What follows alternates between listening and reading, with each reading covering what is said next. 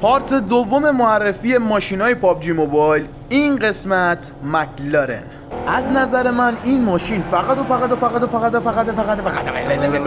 فقط میتونه شبیه به پژو پارس باشه.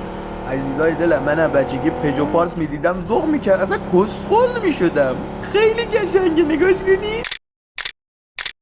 عشقای دلم، اگه یه ماشین میخواین که زیدی رو ورداریم باهاش داخل مپ دور بزنین و بریم پدر سگ بازی، این ماشین فقط مخصوص این کاره. چرا؟ چون 2 تا صندلی بیشتر نداره.